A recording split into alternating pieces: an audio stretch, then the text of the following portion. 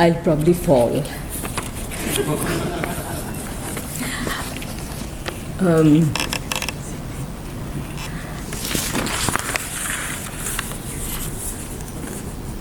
Like many of us here, I too have written about Sumit very recently. Like many of my friends who've spoken before me, I wasn't a formal student of Sumit's. I was a student by osmosis, just by being around him, reading him, practically everything that he has written over a long period of time, rereading some pieces, engaging with it, teaching some of all of this. So I suppose being a student has different kinds of meanings and being a teacher has different kinds of meanings. But I must say that I didn't think of Sumit as a teacherly figure at all.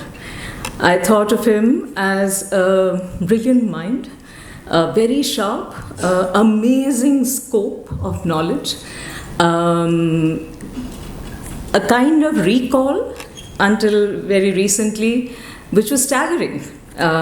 You might have read those same things, but he would recall all kinds of detail from goodness knows where and from all kinds of sort of historical, non-historical, literary and other kinds of things that he had been reading. And as Shahana mentioned, he could be lying there with his eyes closed and mention a reference from goodness knows when.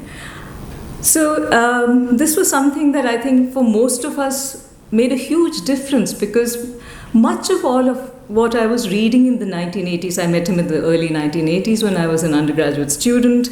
In fact, the very first time I saw Sumit was when he and Manoranjan Mohanty were speaking at Miranda House. I was a first-year undergraduate, and I don't know what they were speaking about. It wasn't an academic occasion, it was political. I was completely blown away. I thought, what a wonderful thing to be an undergraduate, to be listening to these kinds of things. So it was a great moment. And after that, when Modern India came out, and that is also the time when the first volume of Subaltern Studies and Ranajit Guha's Elementary Aspects came out, and there was this sort of, it was like electrifying that time. And we learned the phrase history from below.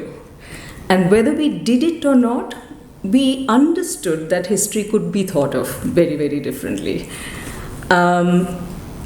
I don't want to speak about, his extraordinary corpus of writing, which ranges across so many different kinds of themes, partly because I've written about it, partly because others have spoken so eloquently about it.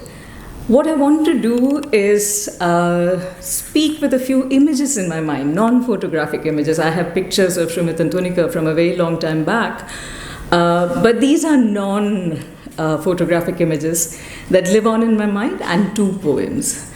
The first that I want to share here is from early 1995 in the Center for Development Studies. I was there at that time. And Sumit and Tunika and Bhojka had come, and Uday Kumar Udayan, who is known to many of you here, and I had decided that we would twist Sumit's arm into speaking about time. And he readily agreed, which was also another characteristic quality of Sumit's, which is he had no nakhras. It wasn't like gala kharab hai, I cannot speak, I have many other, things that I need to be doing at this time. He agreed. I remember on the morning of his talk, going to the CDS guest house and seeing him sitting and writing out his lecture, the talk that he was going to do, longhand.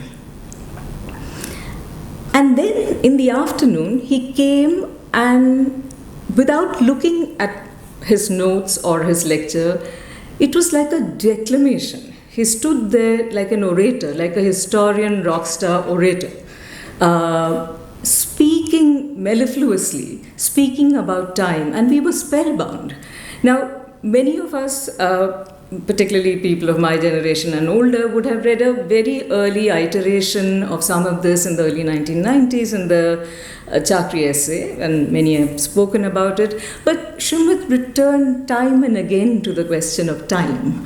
It was something that interested him in all manners of ways, not only to do with the drudgery of the everyday, but also in terms of what kinds of disruptions different kinds of temporal regimes could do to one's life and to history itself and history writing.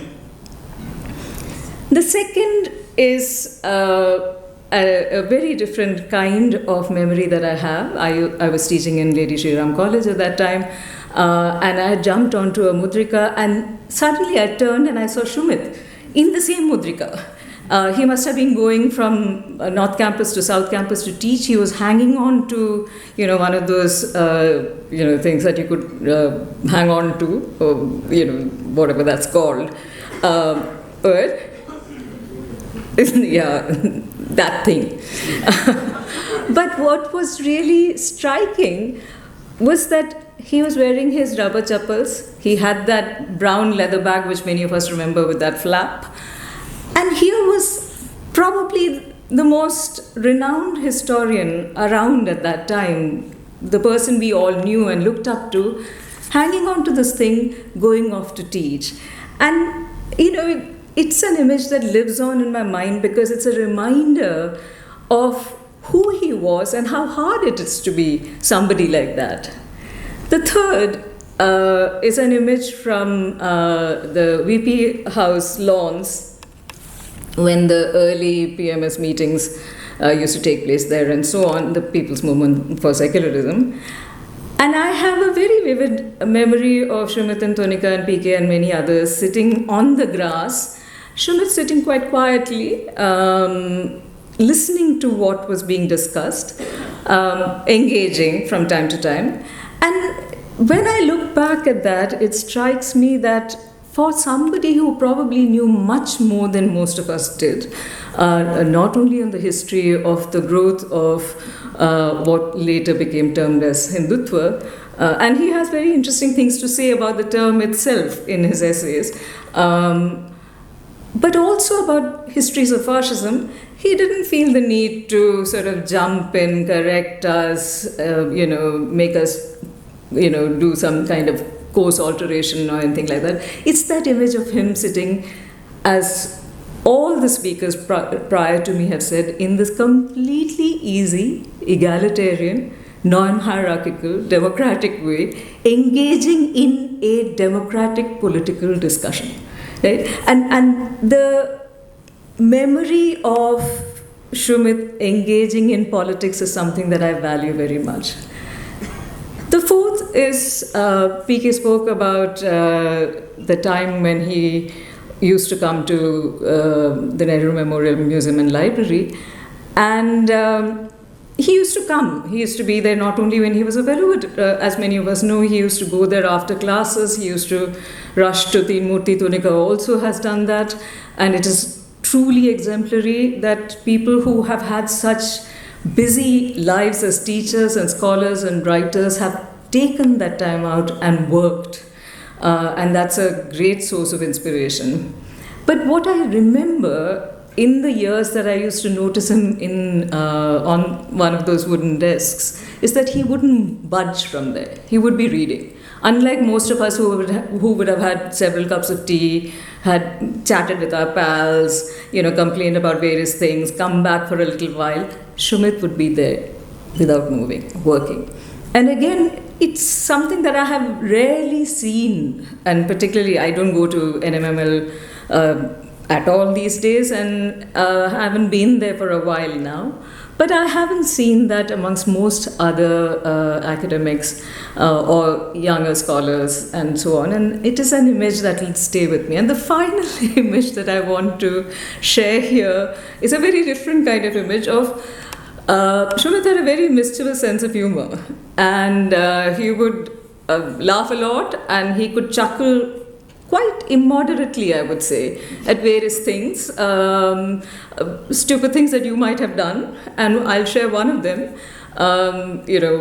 In the early 1990s, I spent 1 year in Delhi University's history department. I had a research associateship there, and I also taught a bit.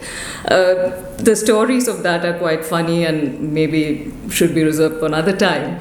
But I then was going to go to CDS, and I was very happy that I was leaving the history department. I wrote a very self-righteous letter and got it typed up and left one in the history department's office for the head of the department, and I ran off to Sumit to give him a copy of that letter, because I had been complaining continuously to him about, they said this and they did that and so on and so forth.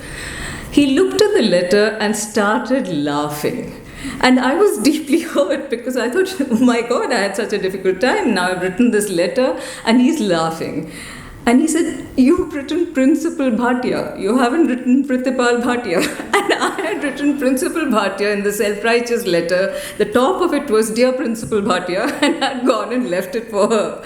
So, there were lots and lots of occasions in which I have had the privilege and great pleasure of sharing and learning and just listening to a profoundly serious historian and thinker talk aloud about his passions. It could be things that he had been reading, and so much of what many of us started reading, certainly in the 80s and early 90s, had to do with the kinds of excitement that Sumit had, or Tonika had, about the kinds of things that they were reading at that time. And certainly a lot of the popular cultural writing from Europe and so on, but also radical labor historians, E.P. Thompson, of course, and many, many others. So I want to share here a poem that was written for Howard Zinn. Some of you would know about Howard Zinn. He was a great historian of the people. He was known as the people's historian. American historian, labor historian, anti-racist historian, anti-war historian, and so on. And the great African-Americanist poet Kenneth Carroll wrote this poem for Howard Zinn in 2014. And where it says Zinn, you can replace that with Sumit. Who will come to tell us what we know? That the king's clothes are soiled with the history of our blood and sweat? Who memorializes us when we have been vanquished? Who recounts our moments of resistance, explicates our struggles, sings of our sacrifices to those unable to hear our song? Who speaks of our triumphs, of how we altered the course of a raging river of oppression, how we turned our love for each other into a garrison of righteous rebellion? Who shows us, even in failure, when we have been less than large, when our own prejudices have been turned against us like stolen weapons? Who walks amongst us, willing to tell the truth about the monster of lies, an eclipse that casts a shadow dark enough to cover centuries? What manner of man, of woman, of truth-teller roots around the muck of history, the word covered in the mud of denial, the mythology of the conquerors? Let them be Zinn, and I would say, let them be Sumit. Let them sing to the people of history. Let their song come slowly on the periphery of canon of history departments owned by corporate prevaricators. Let their song be sung in small circles, furtive meetings, lonely readers, underground and under siege, their song, the seed crushed to earth and growing now a tree with fruit, multiplying truth.